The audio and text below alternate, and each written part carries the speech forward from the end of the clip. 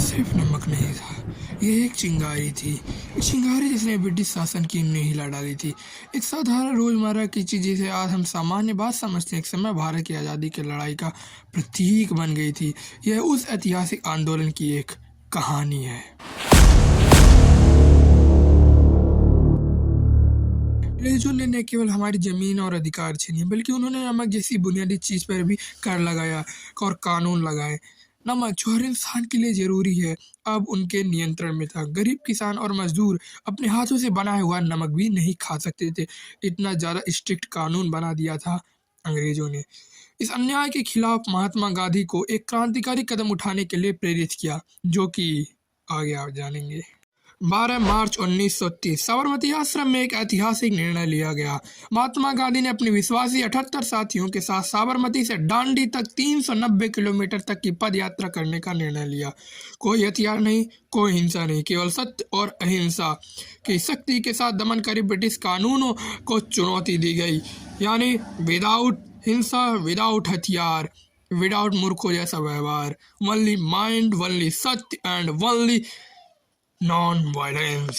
सिर्फ 78 लोगों से शुरू हुआ यह आंदोलन जल्दी एक जन आंदोलन बन गया। गांधी के साथ करोड़ों लोग जुड़े।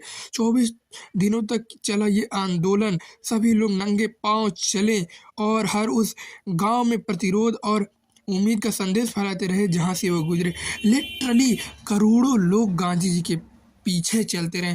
और सोच लो, जिनके ऊपर करोड़ों लोगों ने भरोसा किया, तो वो बंदा जो बिना हिंसा किए, बिना हथियार उठाए उस पर कई करोड़ों लोगों ने भरोसा किया। सोच लो कितना खतरनाक इंसान होगा वो। लिटरली बहुत खतरनाक होगा। 6 अप्रैल 1930 दांडी के तट पर गांधी जी ने कुछ ऐसा किया जिसने पूरा इतिहास बना दिया।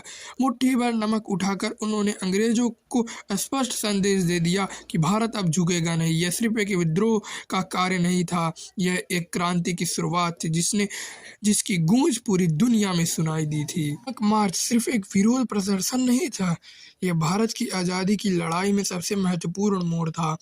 इसने दुनिया को दिखाया कि अहिंसा और एकता के जरिए सबसे शक्तिशाली साम्राज्यों को भी चुनौती दी जा सकती है। गांधी जी का यह कदम आज भी अन्याय के खिलाफ आंदोलनों को प्रेरित करता रहा है।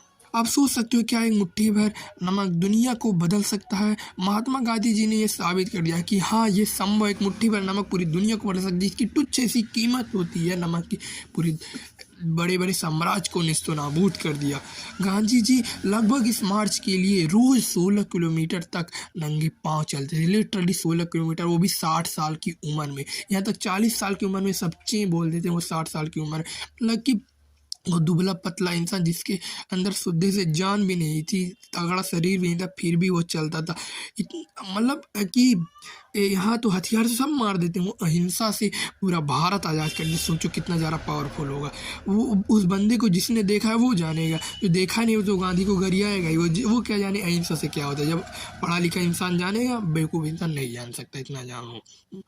और ये सब लोग ये कहते हैं मजबूरी का नाम महात्मा गांधी, तो मैं कहता हूँ मजबूरी का नाम महात्मा गांधी नहीं, मजबूती का नाम महात्मा गांधी।